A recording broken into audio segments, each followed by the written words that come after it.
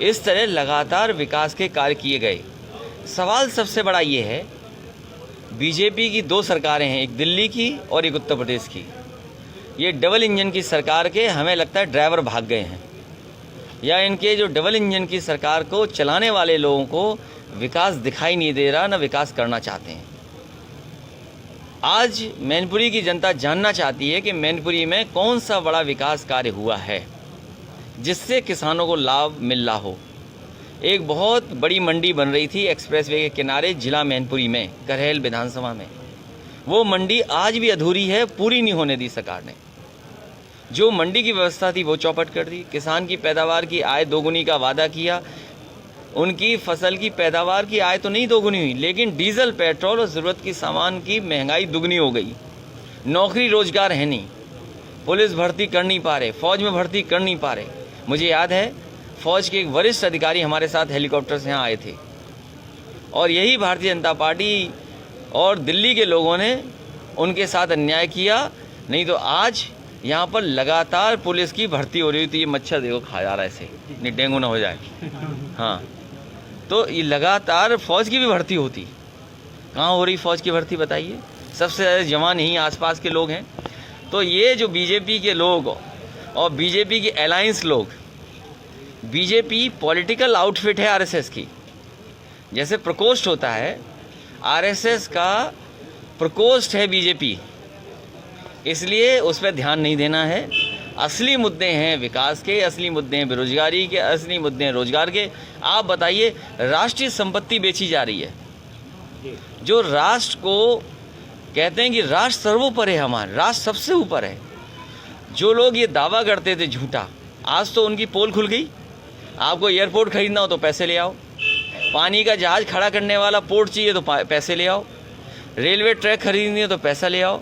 Railway की सब ज़मीन बेच दी, बड़ी बड़ी कंपनियां बेच दी, टेलीफोन की कंपनियां बेच दी, लाइन बेच दी, ट्रांसमिशन लाइन बेच रहे हैं, और आने वाले समय में सब स्टेशन बिक जाएगा, तुम्हारी गली मोहल्ले के तार बिक जाएंगे, और बाद में बिल आपको ज़्यादा देना पड़ेगा।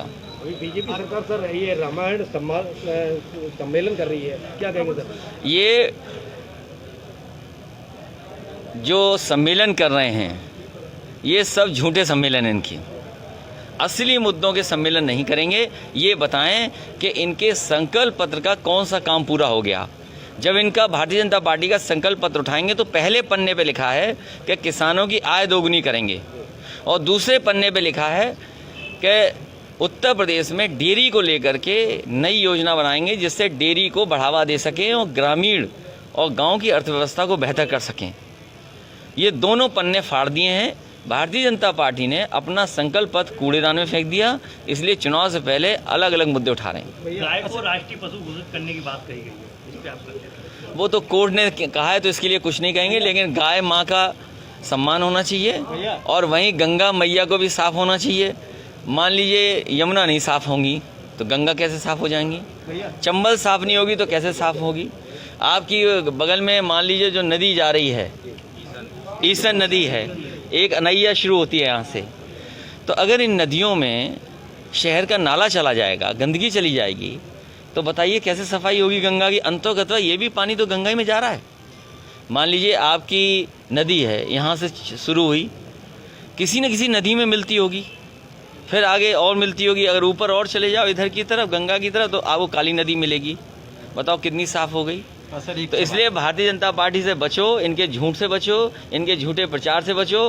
देश की और दुनिया की सबसे झूठी पार्टी अगर कोई है तो भारतीय जनता पार्टी। 6 महीने चुनाव के सिर्फ रह गए हैं, हिंदुत्व का ऐसा मुद्दा बीजेपी लेके आएगी, बाकी सब पार्टियों। अरे आप भी हिंदू हो, हम भी हिंदू हैं। अरे सुनिए, आप भी हिंदू, हम भी हिंदू हैं।